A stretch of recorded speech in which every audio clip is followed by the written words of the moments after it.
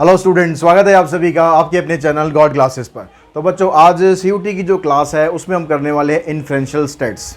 अब inferential states आपने जो टर्म 2 के एग्जामिनेशन थे उसमें भी करा होगा, लेकिन काफ़ी दिन हो गए एग्ज़ाम को, तो कुछ चीज़ें आप भूल गए होंगे, तो उसको मैं रिकॉल करा देता हूँ। हाँ, यहाँ पर सबसे अच्छी बात यह है कि आपको यहाँ पर सिर्फ जो थ्योरी पोर्शन है बस वही प्रिपेयर करना है, यानी जो टी टेस्ट और जेड टेस्ट का ये सब जो पंगा था ना, तो ये सब आपको सीयूटी एग्ज़ाम में देखने को नहीं मिलेगा। आपको सिर्फ जो थ्योरी है इसके वो क्वेश्चंस ट्राई करने हैं, एक दो छोटे छोटे फार्मूले हैं वो मैं साथ साथ आपको बता दूंगा। तो ये सारा कुछ आपको प्रिपेयर करना है, यानी इन्फ्रेंशियल स्टेट्स यहाँ के जो नंबर है इन्फ्रेंशियल स्टेट्स के लेने वो आपके लिए कंपैरेटिवली बड़े आसान हैं। तो जो भी थ्योरी है वो सारा कुछ आज हम करने वाले हैं। अच्छी तरह एक बार देख लेना, समझ लेना, सब कुछ आपको रिकॉल हो जाएगा, कुछ कुछ याद होगा, कुछ कुछ मैं याद करा दूंगा। तो दोनों मिलजुल कर आज इस वीडियो को हम पूरा करते हैं और इन्फ्रेंशियल स्टेट्स का जो कंसेप्ट है वो ख़त्म करते हैं। नेक्स्ट वीडियो में इसके कुछ क्वेश्चन है वो हम डिस्कस करेंगे।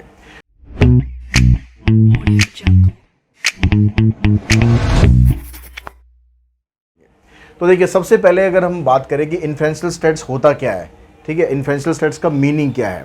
इन्फ्रेंशियल स्टेट्स के अंदर क्या होता है, एक पर्टिकुलर एक पॉपुलेशन होती है जिसका आपको कुछ सर्वे करना होता है या कुछ उससे इन्फॉर्मेशन निकालनी होती है।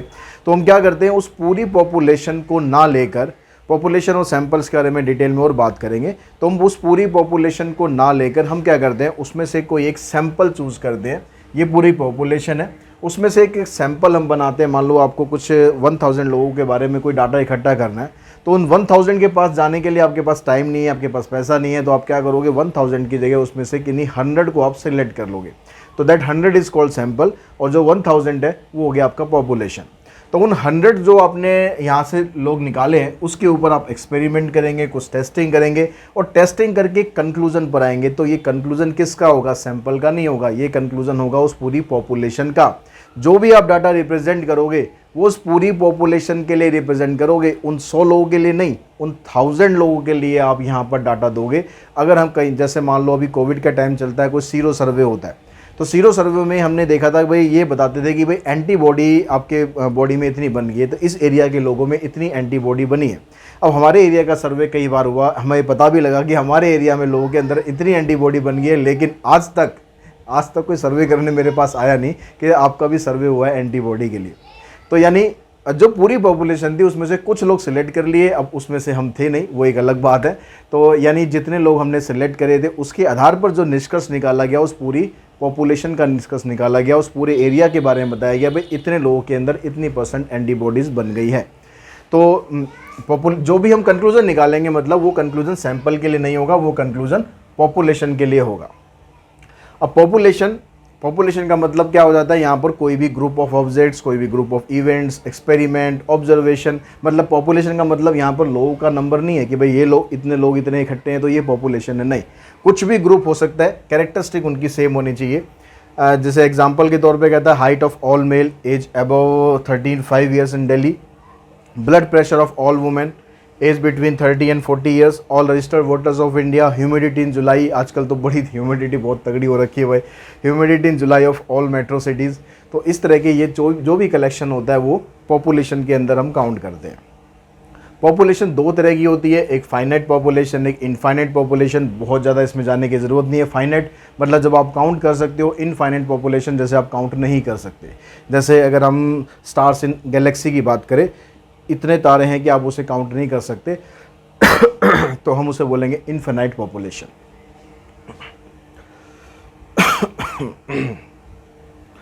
उसके बाद फिर पॉपुलेशन के बाद आता है सैंपल। सैंपल क्या होता है, जैसे अभी हमने डिस्कस किया, जो इस पूरी पॉपुलेशन में कुछ लोगों को कुछ कैरेक्टरिस्टिक के आधार पर हमने एक सैंपल डिसाइड करा। जैसे ये पॉपुलेशन है पूरी, इसमें से कुछ लोगों को हमने निकाल लिया, ये बन गया एक सैंपल। सैंपल और पॉपुलेशन के बीच में डिफरेंस क्या होता है, तो पॉपुलेशन की बात करते हैं। Population it focuses on the identification of the characteristic.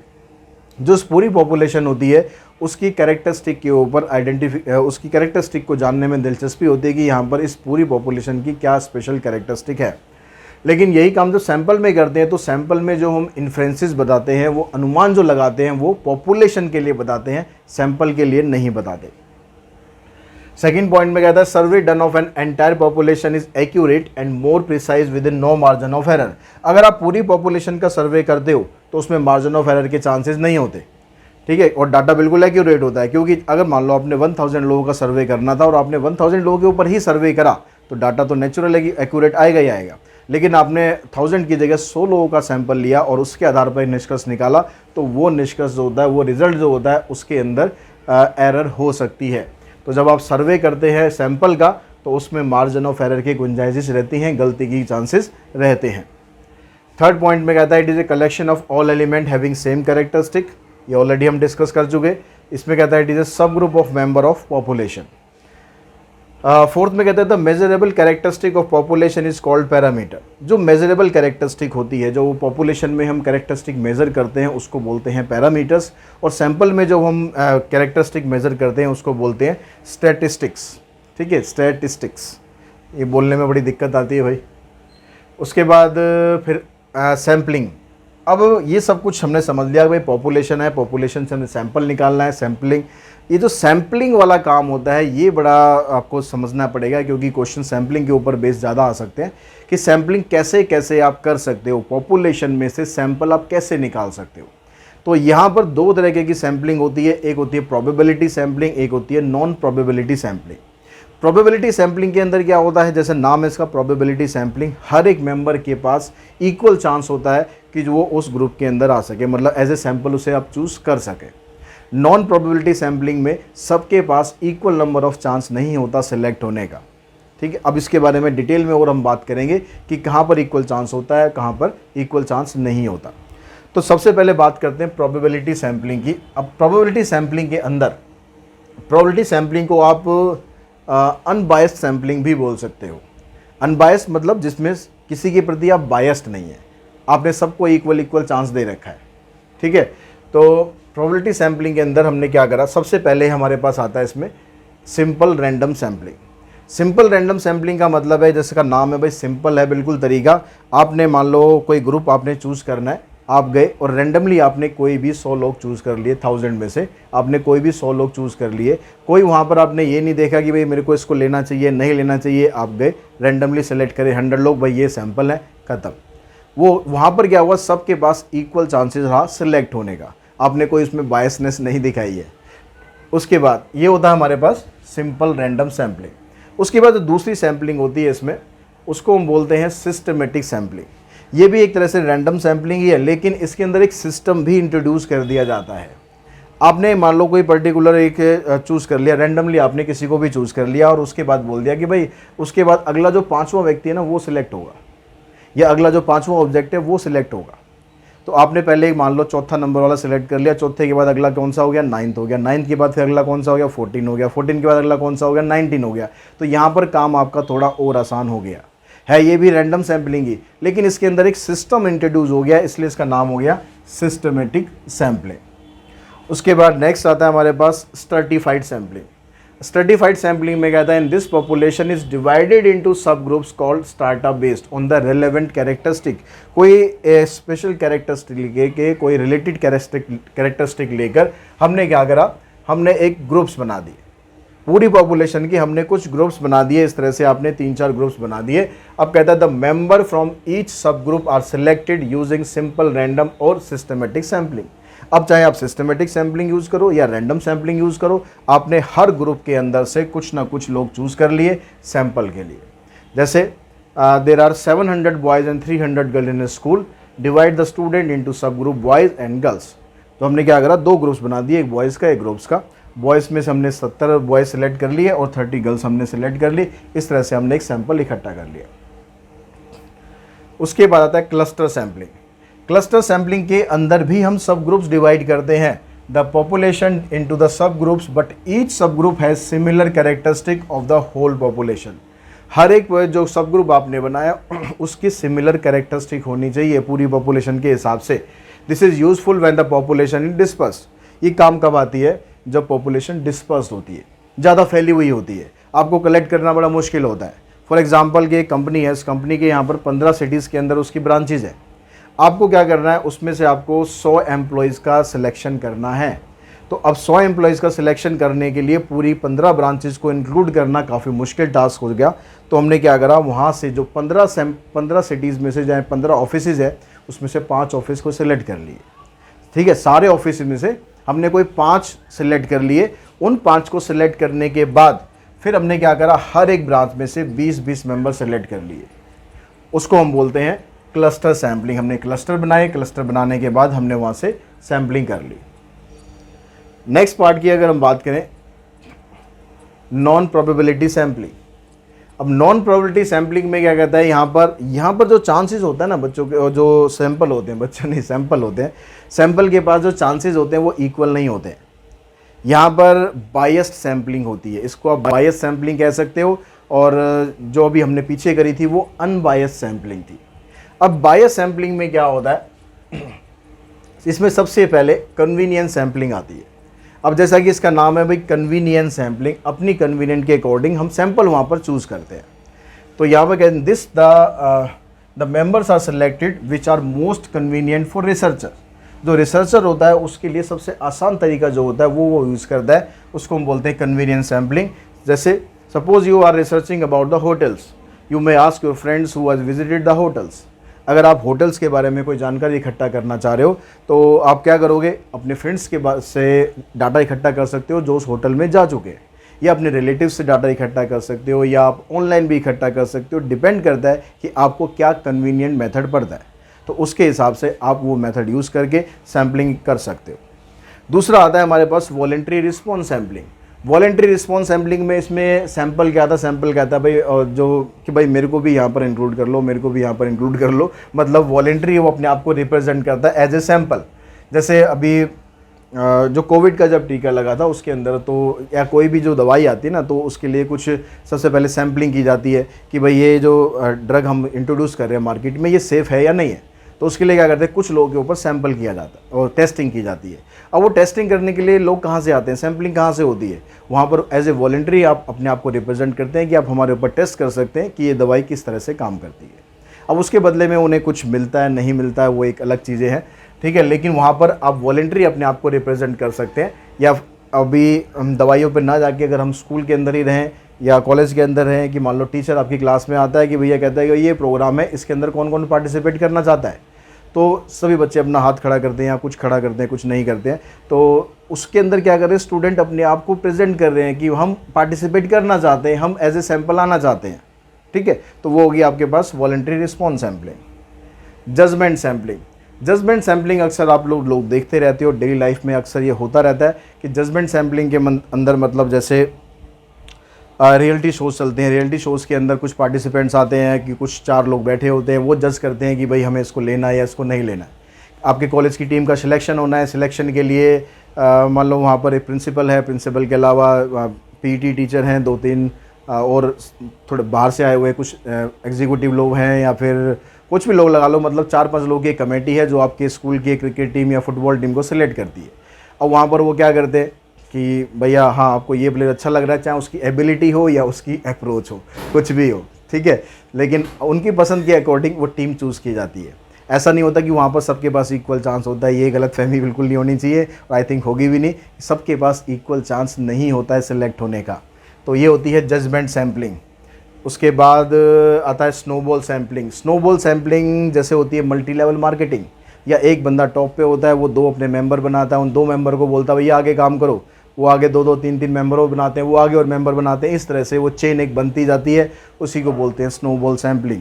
Snowball क्यों बोलते हैं, स्नोबॉल की खासियत होती है भैया उसको अगर रोल करोगे ना तो और मोटी होती जाएगी और बढ़ती जाएगी, उसके अंदर स्नो चिपकती जाएगी। तो ऐसे ही यहाँ पर जो पर्सनस हैं वो इस तरह से बढ़ते जाते हैं। तो इसको आप मल्टी लेवल मार्केटिंग के तौर पर भी जान सकते हो। जैसे जैसे आप उसे रोल करोगे जो स्नोबॉल है और ज़्यादा इंक्रीज़ होती जाएगी। सैम्पलिंग एरर, सैम्पलिंग एरर क्या होती है, the difference between A population parameter and sample statistics. जो पॉपुलेशन पैरामीटर होता है और सैम्पल स्टैटिस्टिक्स होता है उसके बीच में जो डिफरेंस होता है वो बोला जाता है सैम्पलिंग एरर। ये पॉजिटिव भी हो सकता है, नेगेटिव भी हो सकता है, डिपेंड करता है कि डाटा हमारे पास क्या है। अब ये जो सैम्पलिंग एरर है ना, जैसे जैसे आप सैम्पल साइज़ बढ़ाते जाओगे, आप सैम्पल साइज़ बढ़ाते जाओगे तो सैम्पलिंग एरर आपकी कम होती जाएगी। यानी जितना बड़ा सैंपल साइज़ होगा उतने एरर के चांसेस कम होते जाएंगे। तो अगर आपको सैम्पलिंग एरर निकालनी है तो क्या करना है, population sample parameter minus sample mean minus population mean. अगर आप मीन का निकाल रहे हो, अगर स्टैंडर्ड डेविएशन का निकाल रहे हो आप वो ले सकते हो, ठीक है। उसके बाद आता है पैरामीटर एंड स्टैटिस्टिक्स। अब जैसे हमने पीछे डिस्कस किया कि जब हम पॉपुलेशन में जो मेज़र करते हैं उस मेजरेबल कैरेक्टरिस्टिक को हम बोलते हैं पैरामीटर। तो अब जैसे पॉपुलेशन वेरिएंस निकालना हो, पॉपुलेशन मीन निकालना हो, पॉपुलेशन स्टैंडर्ड डेविएशन निकालना हो, तो ये सारी चीज़ क्या है हमारे पास, ये है हमारे पैरामीटर्स। और जब हम सैंपल से चीज़ें निकालते हैं तो उसको बोला जाता है स्टैटिस्टिक्स। ठीक है, ये होता है सैंपल मीन, सैंपल वेरिएंस और सैंपल स्टैंडर्ड डेविएशन। तो ये आप सैंपल से निकाल रहे हो तो वो होता है स्टैटिस्टिक्स। ठीक है, वो होता है स्टैटिस्टिक्स। और जो हम इससे निकालते हैं वो होता है हमारे पास पैरामीटर, पॉपुलेशन से जो निकालते हैं। अब इन दोनों के बीच में भी कुछ डिफरेंसेस होते हैं। जैसे सबसे पहला डिफरेंस तो ये है कि जो पैरामीटर होता है ये पॉपुलेशन का कैरेक्टरिस्टिक है और जो स्टैटिस्टिक्स होता है ये सैंपल का कैरेक्टरिस्टिक है। It is a numeric value that is taken from the entire population such as population mean. जब हम पूरी पॉपुलेशन से जो हम डाटा इकट्ठा करते हैं उसको पैरामीटर बोलेंगे और जो सैंपल से हम डाटा लेते हैं उसको हम स्टैटिस्टिक्स बोलेंगे। अब जो पैरामीटर्स होते हैं वो जनरली डिनोट किए जाते हैं ग्रीक अल्फ़ाबेट से और जो स्टैटिस्टिक्स होते हैं वो जनरली डिनोट किए जाते हैं इंग्लिश अल्फ़ाबेट से। तो ये सारा पोर्शन जो था हमारा, इसके अलावा हमारे पास और क्या आएगा, क्योंकि हमें टी टेस्ट जेड टेस्ट वगैरह नहीं करने हैं। इसके अलावा हमें यहाँ पर सीखना है सेंट्रल लिमिट थ्योरम। इसके बाद जो हमारे पास टॉपिक बचता है वो है सेंट्रल लिमिट थ्योरम। अब सेंट्रल लिमिट थ्योरम में क्या कहता है कि state that the sampling distribution of the sample mean approaches a normal distribution as the sample size gets larger. यानी जैसे जैसे आप सैंपल साइज़ को बड़ा करते जाते हो तो जो हमारे पास वो डिस्ट्रीब्यूशन होता है वो किस में कन्वर्ट होता जाता है, ये कन्वर्ट होता जाएगा आपका नॉर्मल डिस्ट्रीब्यूशन कर्व में। तो कर्व पहले कैसा भी रहा हो, पहले वो नेगेटिवली स्क्यूड हो, पॉजिटिवली स्क्यूड हो या किसी भी तरह का कर्व रहा हो, जैसे जैसे आप सैंपल साइज बढ़ाते जाओगे जो हमारा कर्व होगा वो नॉर्मल डिस्ट्रीब्यूशन कर्व की तरफ बढ़ता जाएगा, उसका जैसा बनता जाएगा। No matter whatever be the shape of the population distribution. पहले वो पॉपुलेशन डिस्ट्रीब्यूशन किस तरीके का था उससे कोई फ़र्क नहीं पड़ेगा। ए सैंपल साइज ऑफ 30 और मोर, sample size of 30 or more is considered to be sufficient to the whole CLT. CLT means central limit theorem, and the sample size becomes larger, the prediction of characteristic of population becomes accurate. यानी 30 या उससे ज़्यादा का अगर sample होता है तो CLT लगाने के लिए वो सफिशिएंट डाटा होता है। और जैसे जैसे आप यहाँ पर पॉपुलेशन जो सैंपल है वो बढ़ाते जाओगे तो पॉपुलेशन की जो प्रेडिक्शन होगी वो उतनी ही एक्यूरेट होती जाएगी। As per CLT, when the sample size increases, the mean of the sample of data becomes close to the mean of the overall population. और जैसे जैसे सैंपल साइज आपने बढ़ाया तो उसका जो मीन होता है, सैंपल का जो मीन होता है वो पॉपुलेशन के मीन के ऑलमोस्ट बराबर होता जाता है। तो जब हम 30 या उससे ज़्यादा का सैंपल लेते हैं तो उसके अंदर जो हम एक्सपेक्टेड वैल्यू यानी जो मीन होता है, मीन को हम पॉपुलेशन मीन के बराबर मान के चलते हैं, यानी ये दोनों आपस में इक्वल होते हैं। A mean of the random sample drawn from any distribution with mean mu and the variance sigma square will have an approximate normal distribution with a mean equals to mu and sigma square equals to sigma square by n. Sigma square मतलब variance। अगर हम variance निकालते हैं तो variance बराबर होता है variance divided by n। अगर हम standard deviation में convert करेंगे तो यहाँ पर square root हो जाएगा, तो यहाँ रह जाएगा standard deviation ऑफ सैंपल और यहाँ से हो जाएगा standard deviation of population divided by root n। तो ये दो फार्मूले यहाँ पर सेंट्रल लिमिट थ्योरम के अंदर आते हैं। एक में आपके पास सैंपल मीन अगर पूछा जाएगा तो पॉपुलेशन मीन के बराबर हो जाएगा, और स्टैंडर्ड डेविएशन अगर आपको निकालना होगा तो पॉपुलेशन स्टैंडर्ड डेविएशन को स्क्वायर रूट ऑफ n से आप डिवाइड कर देंगे तो आपके पास वहाँ पर पॉपुलेशन सैंपल स्टैंडर्ड डेविएशन आपका निकल जाएगा। तो ये सारा थ्योरी थी जो इन्फ्रेंशियल स्टैट्स के अंदर आपको पढ़नी है, याद रखनी है। और आई होप आपको इस वीडियो के थ्रू मैंने सारा का सारा ये करा दिया है और आपको बस इसकी पीडीएफ भी मिल जाएगी, चिंता मत कीजिए। पीडीएफ आपको गॉड क्लासेस ऐप पर मिलेगी जिसका लिंक आपको डिस्क्रिप्शन बॉक्स में दिया है, वहाँ पर जाके आप इसको देख लेना, अच्छी तरह से और याद कर लेना। बीच में इसमें कुछ एक दो टॉपिक्स हो रहे हैं क्योंकि जो हम टर्म 2 के अंदर उसमें मैंने बनाई थी पीडीएफ, तो उन टॉपिक्स को आप छोड़ देना। जो मैंने टॉपिक आज की इस वीडियो में बताए हैं सिर्फ वो टॉपिक्स आपको इसमें से याद करने हैं। तो आज की इस वीडियो में इतना ही, जल्दी मिलते हैं इसकी नेक्स्ट वीडियो में जिसमें हम इसके कुछ क्वेश्चंस करने वाले हैं।